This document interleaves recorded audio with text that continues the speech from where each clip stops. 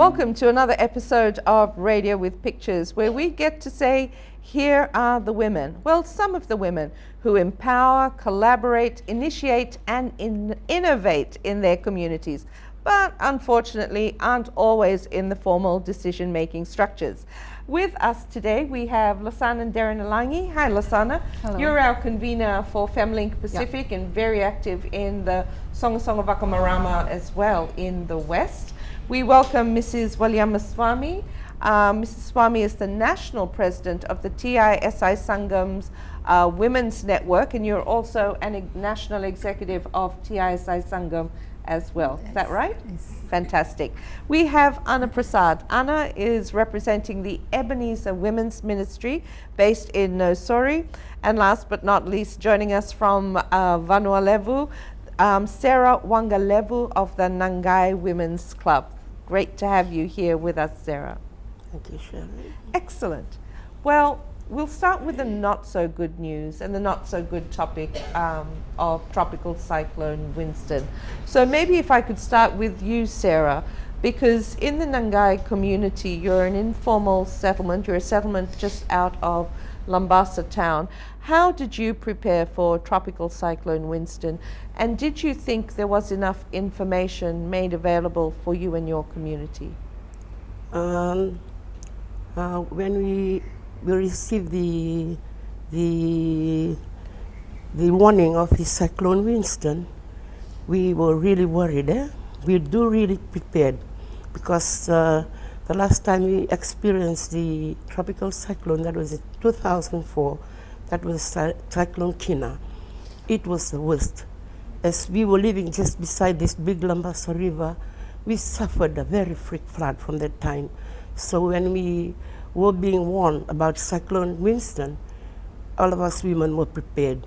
We were ready with all our stuff packed, put onto a place that is high enough on top of the drawers, the shelves, and we were ready to move to higher grounds. The building, your evacuation center in the middle of Nangai settlement, was that strong enough? Did you evacuate? Did anyone go into your community hall? Yeah, some of the families, they start to move when it was still daytime, but our evacuation center was not big enough and it was not safe enough, especially for the steps. It was wooden, and as we have elders in our community, so it was not really safe enough for us to move into our evacuation center. So there's a real need to make sure that evacuation centers are accessible for the elderly, for persons with disability as well.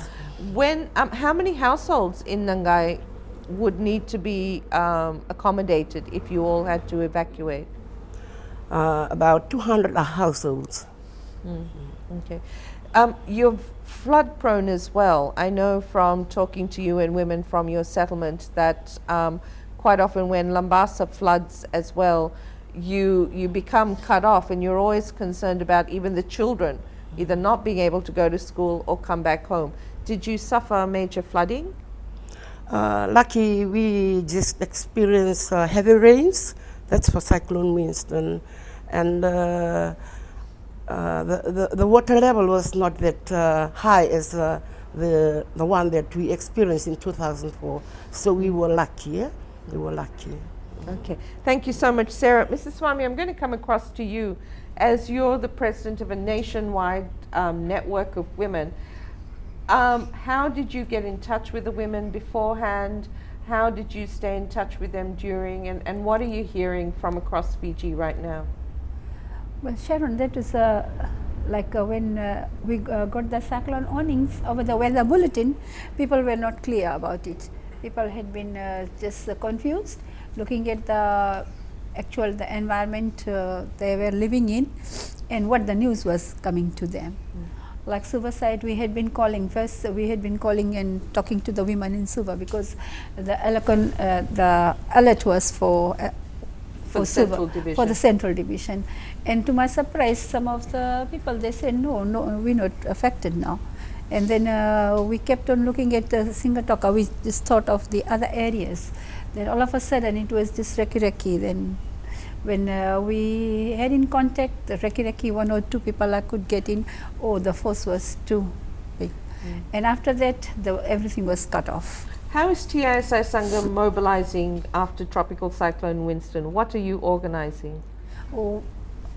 Just after a day or just few hours later, on Sunday, our people were on road. Like our executives went to Ba with food supplies. They couldn't go to Reki because of the bridge problems. And then we started collecting here and there, whichever areas people were available, providing them food, whatever the basic needs.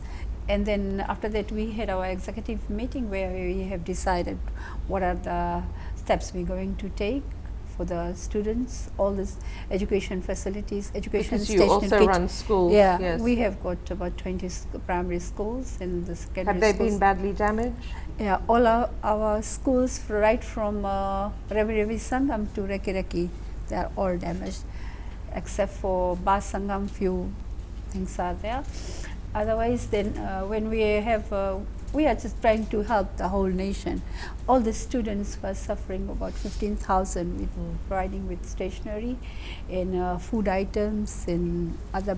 All the students in our schools, the Sangam schools from Lotoka onwards, we giving them lunch for 1 month. Thank you. Our Mother Sangam ladies, they'll be cooking for them. Organizing. Okay. Yeah. I just want to come across to you, Losana. You're involved with the Ba Songasonga Itoke, the Ba province. So this has obviously been where a lot of the members are affected as well.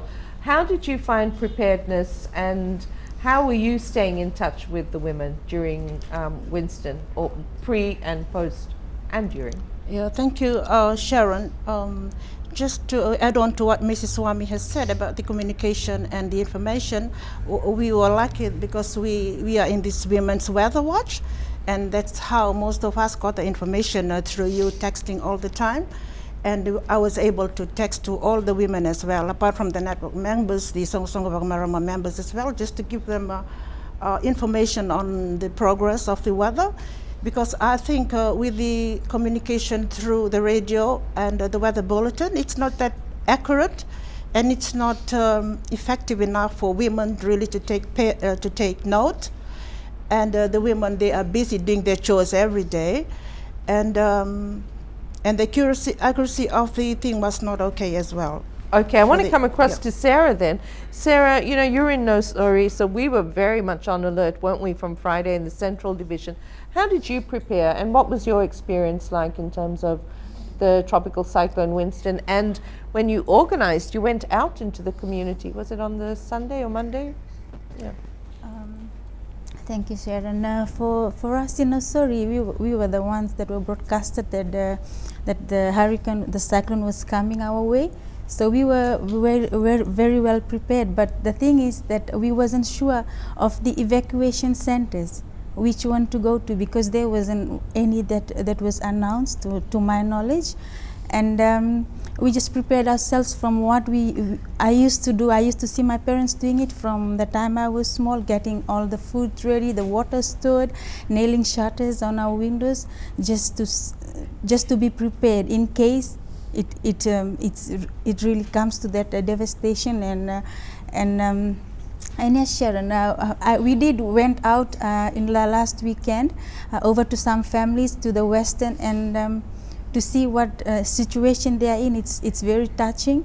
And on that note, some families, those who had roofs over their head, were told that you won't receive any ration because your roof is still there. Okay, we're going to come back after the break with a bit of a conversation about what should we be doing moving forward. Stay with us on Radio with Pictures.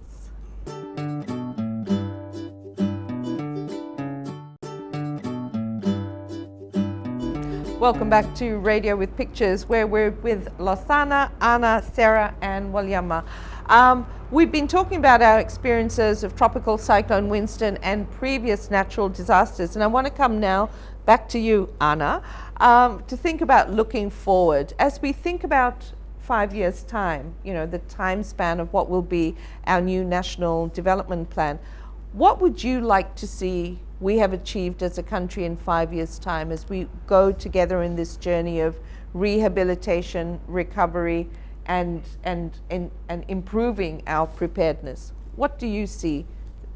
Sharon, in that case, I would like health dispensaries to be in our communities because we don't have one in our area, and health workers to be paid and be supplied with the necessary medication that will be needed in times of emergency. So you'd like to see an investment in health dispensaries at the community level, well equipped, well resourced, and also the subdivisional and the divisional health services all to be functioning well. Yes. Why? Somebody might ask you, why is it important to have a dispensary in your community? Why don't you just go to the hospital? Sharon, in that case, there was a case in Ba, if I recall. A man died just from bleeding because they didn't know how to stop the bleeding. So he passed away because they wasn't able to do anything. And that's why I'm asking if all the assistance can be given to the community workers and having the necessary first aid kit for them to use. Do we all also need to know about first aid and what to do when people suffer from these Yes. injuries? Do you think part of that role of the community health worker, Yes. is it also about delivering first aid training? Yes, that should be a it's civic education in that sense for everyone to be taught of the first aid. What should you be doing in case of emergency when someone gets hurt or injured, and there's no medical officers around. How can that person be helped? So you want to really make sure health is prioritized for the next 5 years. Mrs. Swami, you've done a lot of work in economic security, not just within your TISI Sangam network, but going out to communities. So the 5-year National Development Plan, what would you like to see as an economic development priority? Sharon, this is a very important question. I would say like this more income generating projects to be given to women, and some of those projects to be relooked, existing projects like virgin coconut oil. I know in women in Jasavas, they had doing it, and with this current situation, for so many years, they won't be getting this product back. So virgin coconut oil relies on coconut supply. Yes, So yeah. we want to see support for the coconut. Or support for the coconut, or those income generating projects to be replaced with some more other projects, while which the is where coconut resources are plantations available. Rehabilitated. Rehabilitation. Okay, so recovery of the coconut industry is important because of all of that product. Sarah, for women of the Nangai settlement, as you look from your community level to the national, how should the National Development Plan respond to your local needs for the next 5 years? I think the national development planning, they should look into the needs of women, especially in my community, as most of the women, they are market vendors. Their source of income, their earning comes from the market. I think the national development planning should see into that women are supplied with seedlings, the agricultural department, so as to be able for them to plant vegetables and root crops that are able to be harvested within 3 months. Because we have a quote here from Melaya Roketuimbao from the Rarani Meke Women's Group in Galore, and she talks about that just prior to Winston, in the life of market vendors, they're trying to put healthy food on the table for their families, send their children to school. Sometimes they earn $20 to $30 a week, and if it's a good week, then $60. So you're saying these are the women who need to be supported because they were barely earning $30 a week, and now they've lost without the produce, right? So market vendors should be supported? Yeah. Okay. Lasana, I mean, across the Mba province, you've got a lot of market vendors, you've got a lot of women in rural communities working very hard in income generation. So with what Sarah has said, and someone like Malaya, as she speaks, not just for herself, but for many other vendors, what's the strategy for the National Development Plan? Yeah, I think one of the things that they really have to look into is improving the roads. We know that they're doing part of that, but this is something that has really will really help the women from the interior, because something that takes so much of their money is the cost of transportation due to bad roads. So maybe in the next 5 years, we make sure that all these roads that goes into the interior are all tassil to help the women. And also in terms of communication, I think the development planning under the DISMEC strategy, if they can improve, you know, how you communicate information to the women, especially women vendors as well, because this is what I've experienced in the last, just in the last one. At 6 o'clock in the evening, the vendors were sitting outside Lautoka market still selling, but at that time the That's cyclone on the was Saturday. that's on the Saturday, yeah. Okay. The cyclone was that it's picking up. And according to the weather bulletin, it was going to hit that side early hours in the morning. So I think Sunday. Yeah, Sunday. But it did hit 6, 7, 8, you know, around that time. And also supermarkets were still open with the women cashiers as well. We're going to come back on that point after the break. Stay with us for another part of Radio with Pictures.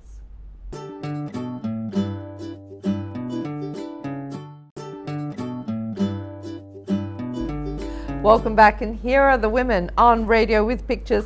Lasana, before the break, you had an idea of women-centered solutions for better preparedness. What was that idea?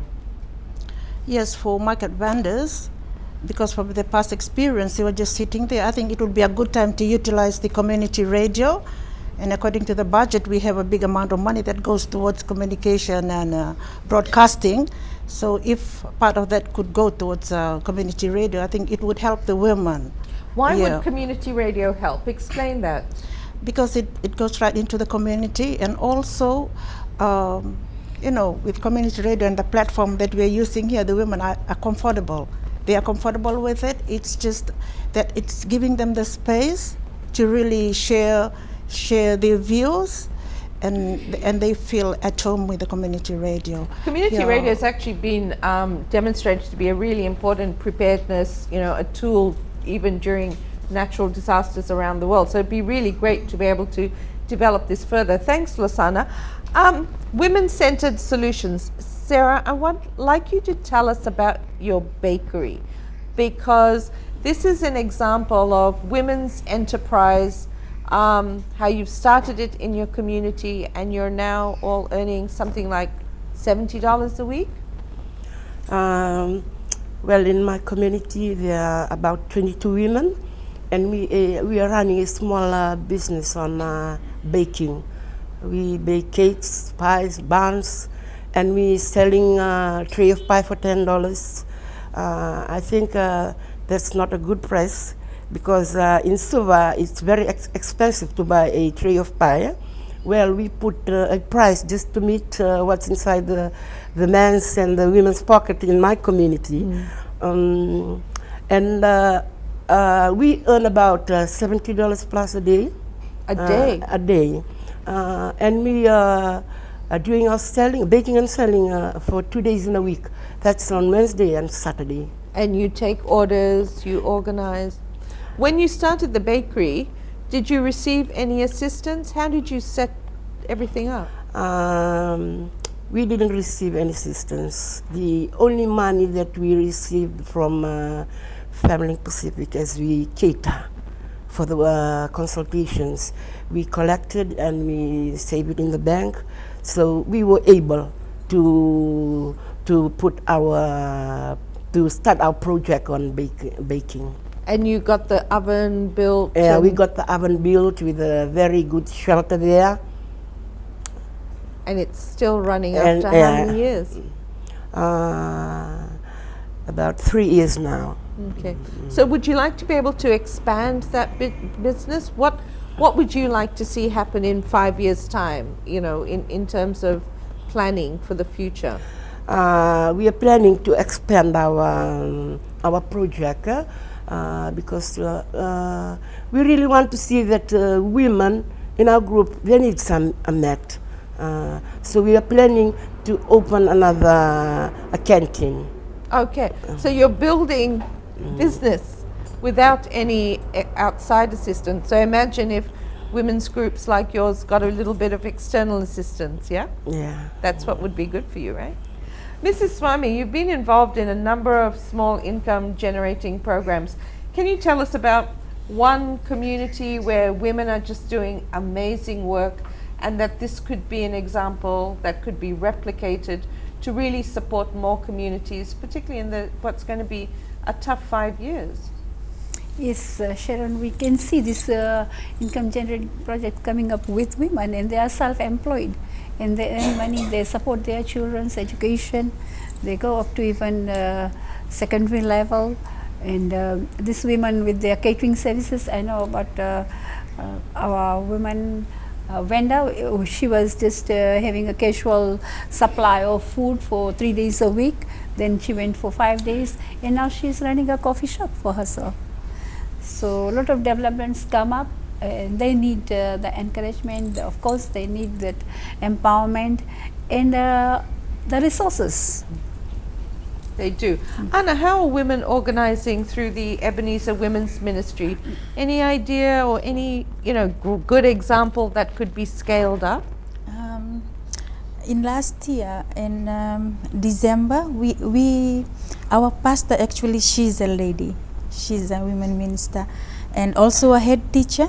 So she arranged for a medical checkup to be held in a community, where we went out and they arranged for all the doctors and nurses to be there as well as medication, where the community came and they were checked by those medical officers. And we know that there are many women's clubs like the Poor Relief Society that organize these kinds of medical camps for women. WinNet, out of Suva, does a lot of health promotion as well. So this is showing that women can take health out to communities. It's your point earlier, right, about health workers? Yes, it's about health workers, because health workers are already there, Sharon.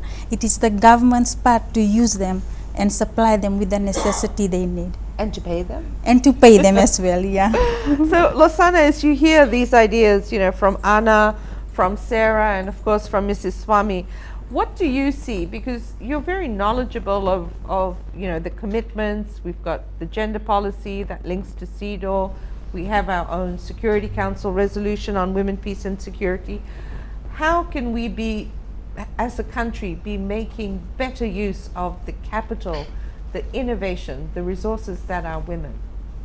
Yeah, I think, Sharon, now we have a strong push for the 30% representation, because that's what these women say. There are capable women out there. And just for example, let me take for example in Malamala and the water issues, it is the women. It is a sugarcane belt area, and the women are busy doing farming, but it's the women who have been mobilizing together. They were asked to collect 1 tent, and they did that, and they've been keep pushing. They're able to communicate through the DOs, Nandrongan, Nandi, and also the Commissioner's Office. And this is just to show that women, we really need women out there. Also, we have a gender policy, and also with CEDAW. It's about time that we comply to everything that we have agreed and signed on to do. So I want to ask you, what's that barrier we have to overcome? Because we have these commitments, but why aren't women there? Very quickly. Yeah. Right now, we have women doctors. As for us, we have women leaders, capable leaders.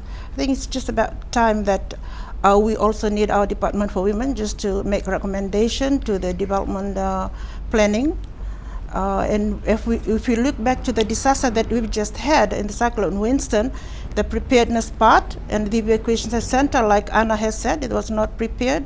So that's one thing that we want to look into in the next. So we've got to get the women into decision making. Yeah, decision making structures. And that's the final word for this episode of Radio with Pictures. We've got a 30% minimum commitment, but we need to meet that commitment sooner rather than later.